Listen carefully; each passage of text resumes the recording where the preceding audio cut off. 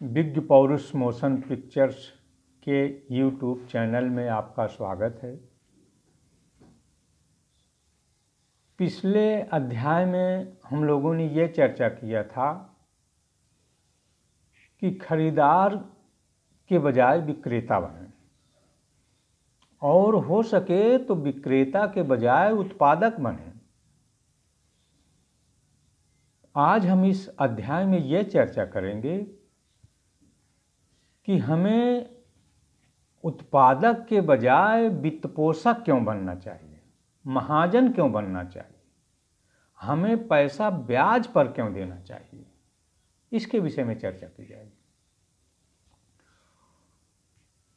कोई भी कंपनी हो, कोई भी फर्म हो, कोई भी व्यक्ति हो, कोई काम शुरू करने के लिए हमें धन की आवश्यकता होती है। बिना धन के हम कोई काम कर नहीं सकते हैं। और जो धन प्रदान करता है उसको हम महाजन कहते हैं, वित्त पोषक कहते हैं। अंग्रेजी में उसे फाइनेंसर कहा जाता है। उसका काम है कि वह किसी भी कंपनी को, किसी भी संस्था को, किसी भी व्यक्ति को धन प्रदान करे और उसके बदले में ब्याज ले। देश में वित्त पोषक की बहुत ज़रूरत है। क्यों ज़रूरत है?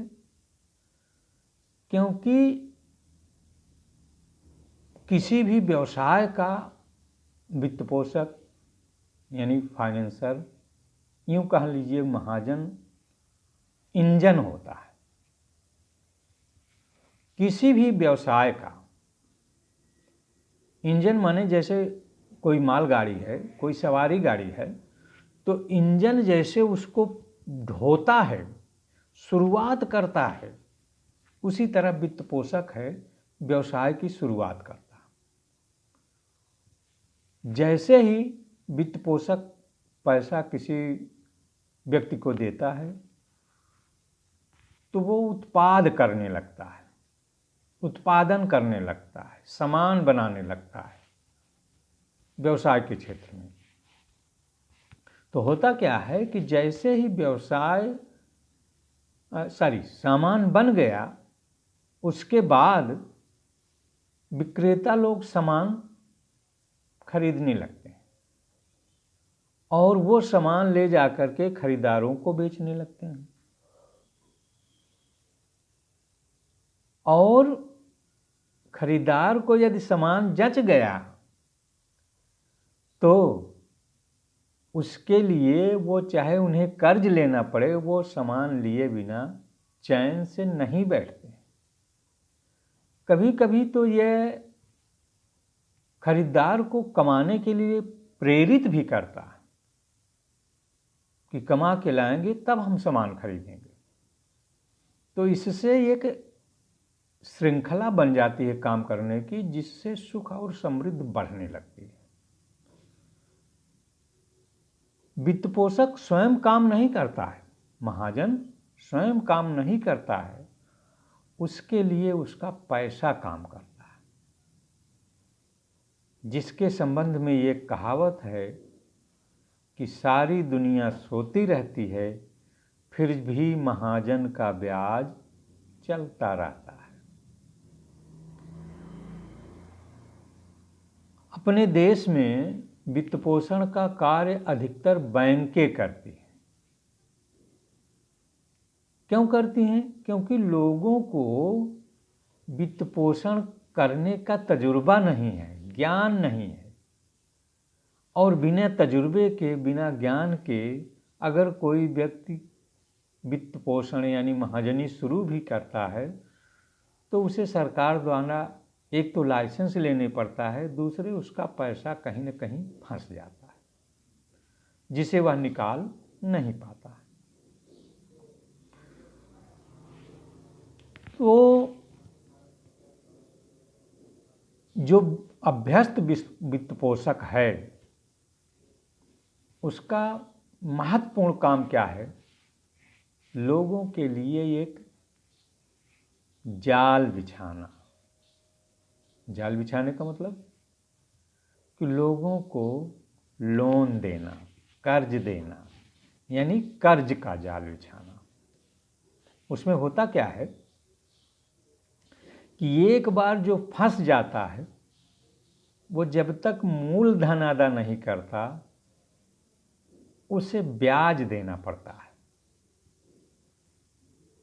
और कभी कभी तो वह जीवन भर ब्याज देता है, मूलधन दे ही नहीं पाता है, इतना अधिक ब्याज लगा दिया जाता है। इसे पैसे का जाल या कर्ज का जाल, या इसे अंग्रेजी में मनी ट्रैप भी कहते हैं। इस संसार में वित्त पोषक और वित्त पोषिती अर्थात लेनदार और देनदार के बीच रस्साकसी चल रही है। रस्साकसी इस बात की कि देनदार कम से कम ब्याज देना चाहता है और अधिक से अधिक पैसा लेना चाहता है, जबकि लेनदार कम से कम पैसा देना चाहता है और अधिक से अधिक ब्याज लेना चाहता है। और ये रस्साकसी आज से नहीं आ रही, मुझे तो पता ही नहीं कब से आ रही। जब से सभ्य समाज ने अपने आप को व्यवस्थित किया है तब से आ रही है, और ये जब तक ये मानव जाति रहेगी तब तक चलती रहेगी।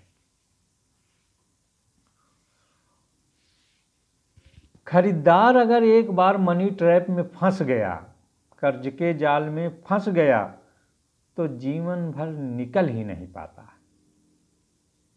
विक्रेता यदि इसमें कर्ज के जाल में फंस गया तो वह बड़ी मुश्किल से निकल पाता है, और उत्पादक यह तो कभी इस जाल में फंसता ही नहीं, क्योंकि उसे पता है कि कर्ज तो हम लेंगे लेकिन भरेगा कोई दूसरा व्यक्ति, अर्थात खरीदार और विक्रेता लोग मेरे कर्ज को भरा करेंगे। इसीलिए मैं आपसे कहता हूं कि आप खरीदार नहीं विक्रेता बनिए, और हो सके तो विक्रेता नहीं उत्पादक बनिए। और यदि आप ऐसा नहीं करते हैं तो एक न एक दिन आप इस कर्ज के जाल में फंस जाएंगे, क्योंकि आप खरीदार हैं, और जब फंस जाएंगे तो इससे निकल भी नहीं पाएंगे। क्योंकि अच्छा छोड़िए, अब आप अपने दिल पर हाथ रखिए और दिल पर हाथ रखकर सोचिए कि क्या आपने कभी कर्ज लिया है, और यदि कर्ज लिया है तो क्या उसकी ब्याज दर अधिक है। यदि ऐसा है तो आपने अपने लिए एक गड्ढा खोद लिया है,